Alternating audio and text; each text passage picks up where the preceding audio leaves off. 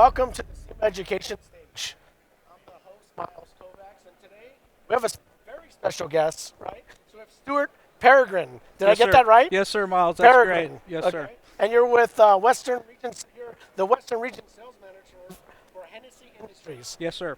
What So, is Hennessy Industries? so Can you tell all the folks here? that's a great question. Hennessy Industries is a manufacturing company in Nashville, Tennessee. We manufacture really three brands that are really well known in the wheel service industry: Coates tire machines, Coates tire changers, and balancers. Amco brake lays, and then also Beta wheel weights. So again, we manufacture those in Nashville, Tennessee, and also Bowling Green, Kentucky. Oh, that's awesome, awesome. So on the balancing machines, I noticed that, I mean, when I was younger, I remember driving my car. It was like a Celica, and had lowered with rims. Right. And it was, I'm going down the freeway just shaking. Right, right. And then I would take it back to the shop, and they're like, nothing's wrong with it. It's your shocks. Then I went and changed the shocks. Shocks didn't help it. Didn't help They're it. still shaking and everything else. And it's Right. like, is that something that's common that people go to shops that have wheel vibration? Maybe the shops don't know how to fix it. It can be. We do see there's some confusion out there. I think what happens a lot of times, like you were just saying, you took it, you had it done, you had the wheel balance done. They may or may not have really taken all the necessary steps to really make sure they fix that part of the vibration. Yeah, well, one of the times I went and their machine hasn't been calibrated. Right, that's a You know. problem too. Yeah. So What- what do you guys recommend on calibration of your balancers and stuff like that? So that's a great question. Understand there's a lot of different manufacturers of balancers out there. Coates uses a direct drive motor where really nobody else does. They use an indirect system with belts and pulleys. The belt and pulley system, typically it's really a daily calibration is really needed. With direct drive, not so much. Typically you would only need to calibrate when you notice you can't get a one spin zero reading. Wow, that's interesting. Yeah, that's So very robust assembly. So talk about yourself. So how long have you been at Coates, Hennessy? I've been with Hennessey 8 years now. I've been in the automotive industry my whole life, about 26 years now. Now you're dating yourself. So I know I'm dating. 26 years too. So, yeah. So we obviously have a lot in common. I didn't make, got into the industry for 26 years now professionally, but obviously as a kid, I was always tinkering on cars. Just have a love for automobiles. Just love automotive stuff Awesome, in general. awesome. So yeah. So Going back to the vibration, so it's kind of like, what are the real reasons for vibration? Like, it's like I know that people are saying it's calibration or this or that, they're improperly Right. doing something, but from the professionals, what are the real reasons? So that's a great question. We really see a variety of things that go on, and just know when you're in the aftermarket, it's really an uncontrolled environment.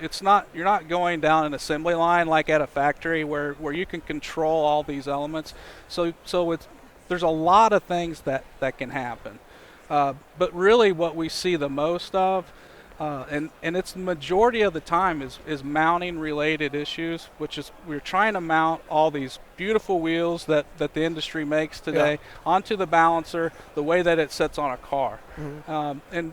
And that's really hard. It takes the right So it's adapter. mounting the actual wheel onto the machine, not the wheel on the tire, right? Correct. Yeah. Correct. It's all about if you cannot mount the wheel and tire on the balancer correctly, So it has to fit flush. it has to be perfectly aligned, and that's a challenge.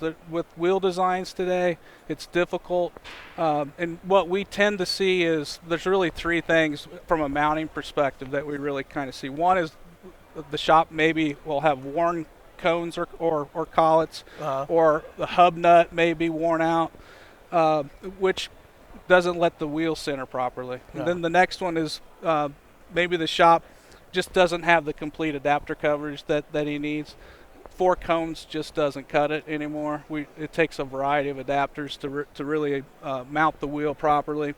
A lot of shops may or may not have pin plates. If they do, they may not use them. So that's another piece where the shop may not be mounting the wheel correctly, and that can be a front coning issue where we're putting the cone on the front of the wheel, which is aesthetically pleasing, but the back side of the wheel is really where it should be centered. Because that's where the center bore actually, that's where the actual rim sits on the vehicle. Right? Absolutely. Yeah. And so I think what happens a lot of times is they want to get the car out quickly, and it's faster to do a front cone. The problem with that is it may or may not be centered properly. Because it's vibrating on the potential machine, yeah. So one of the things that we see too is a lot of the wheels use hub-centric rings. Right. So when they're actually putting them on the balancer, they're not using a true center. Then they use the rings, and if they don't use rings, then it creates a big vibration. Sure, I mean, and they want to blame it on the balancing machine, right, but it's actually a lack of a hub-centric ring. Right. So that hub-centric ring, like you just said, would fit on the hub of the car. If that's not there, then it really puts all the centering is around the acorn of the lug nut itself. Yeah. That's not a real good method. So. Yeah, no, definitely not something we want to see. So, right. What exactly is residual imbalance? So that's a great question. That sounds a little, like physics, right? So residual is and there's other terms for this. I mean, we could call it remaining. It's really whatever is left over. A technician could zero a balance out dynamically, and dynamic is really taking two weights and putting a weight on the inner and outer plane of the wheel.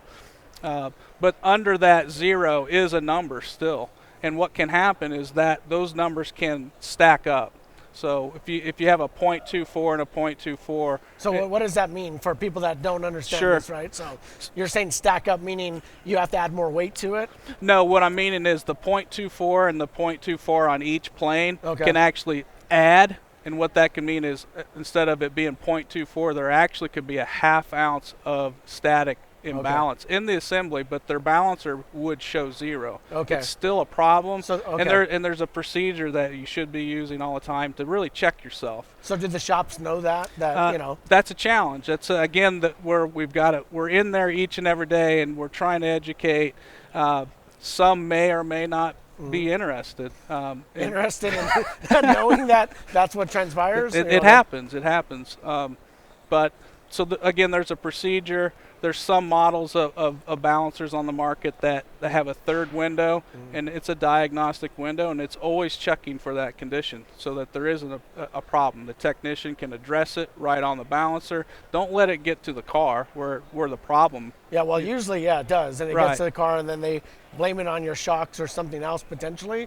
Then you buy shocks and you buy new things. Next thing you know, it's still shaking. Sure. Yeah. Sure. Is there a certain mile per hour that you're going to get shaking from improper balancing? Like I've noticed that there's been times when I'm driving and it's like as soon as I hit 30 or 60, or is there kind of been a test to kind of show where that is, so it's shaking at 30, that's probably my balancing? So a good rule of thumb, statically speaking, there's two different types of imbalance. You have a static hop, which is an up and down movement, and you have a couple vibration, which is side to side, which in the industry we call that dynamic. So it's a combination of static hop and then the couple. So static is up and down, dynamic correct. Is left to right. So when you get around that 50 mile an hour mark, it becomes to a point where you can feel that in a lot of situations.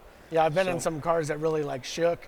And then what's interesting is the owners didn't fix it, and then it ended up messing up the shocks and the tires. So absolutely, over time it can. Everything. Yeah, absolutely. Yeah. So it gets very expensive. So it's much easier just to balance your wheels correctly the first time, correct. So you're not getting any wear and tear. So cupping on the tires, whatever it is. So. Yeah, and what I just described is really on conventionally balancing dynamically. There's also other machines on the market that do what we call a weight saving mode.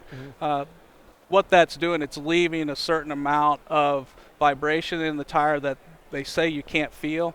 The problem that what we run into once you go past the OE market and you start adding aftermarket wheels, tires, a lot of times, especially oversized, you're adding weight, you're adding the width, all that, and so that impacts it.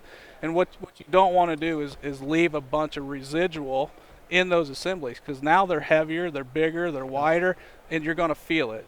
You ever put on a set of wheels and tires and you get the steering wheel shimmy side Oh to side? yeah, I mean I've done a lot of custom wheels in my lifetime Right. and fixed up cars, and yeah, I mean it's such a horrible feeling, and like I said, it causes damage. It does. So it's one of those things. So looking at it and saying, okay, improperly balanced. So say I'm a retailer, what would you kind of recommend to me to educate the end user on why they need to, pay more money for it? Is there more money? Like, what does it entail? Sure, and we have a term for it with Hennessy. We call it Pro Balance on our machines, and really what it does is it takes all the residual out of the assembly, and what it's going to do is really give that perfect ride that the customer's really paying for and wanting. So with that, you can charge more money for those types of services because you are fixing a condition that they're probably dealing with today. They just don't, they've probably taken it to a shop and they balanced the tires and they didn't take all the necessary steps to do it right. I have a question. I'm just curious from the professional side of it, because you mentioned like OEM balancers and actually like prosumer like shops. What's the difference between the machines? Are they the same?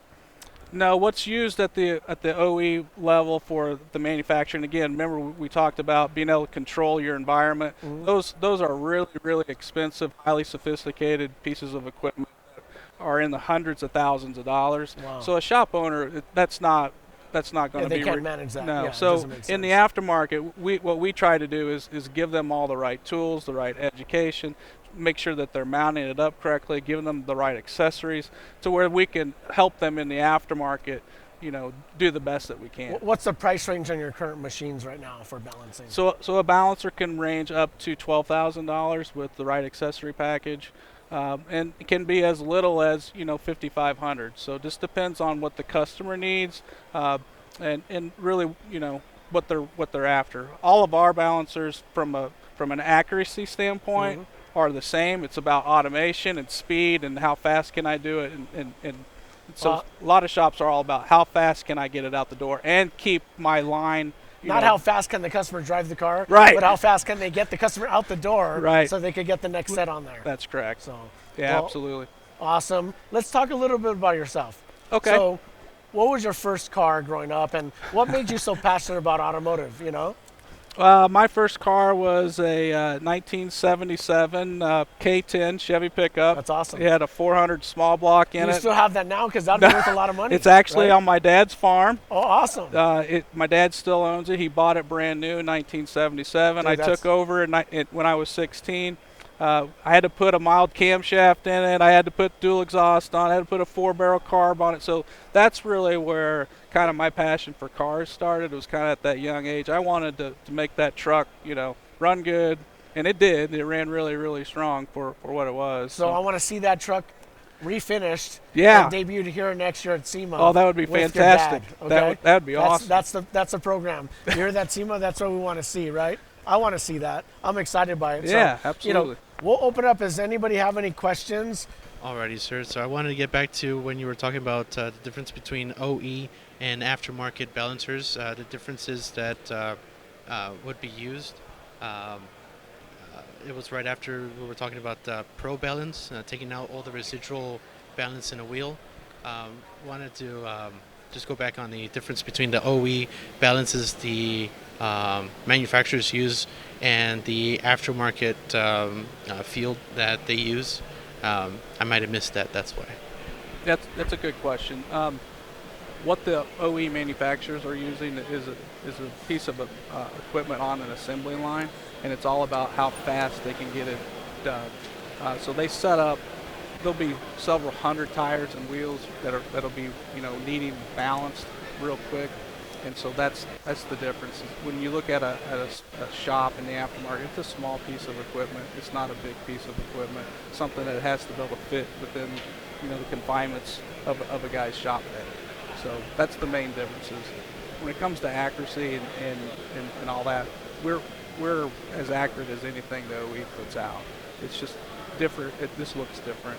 It has to fit the guy's shop. Gotcha. Thank you so much. Thank you. Great question. I have a question. Yeah. Between the OEM balancer's size of the equipment, like is it like the the shop balancer is like 4 feet, the OE balancer is like 5 feet, 20 feet. Like, you know, is there an actual physical size difference? There are, and just know, all OEs, they all use something a little bit different. Nobody has the exact same thing.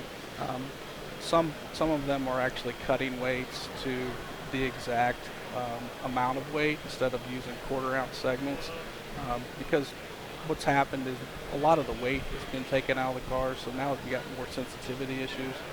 And that's where when we talk about Pro Balance, we're using quarter-ounce weights in a way that we can get that really, really fine-tuned balance, to where an OE may be chopping weights to make them perfect for that application. Wow, that's crazy. So, Stewart, thanks again for coming out and being a guest with us. On Thank the you SEMA so much, Education Myles. Stage. Oh, Appreciate it. Definitely. Thank you. Thank you.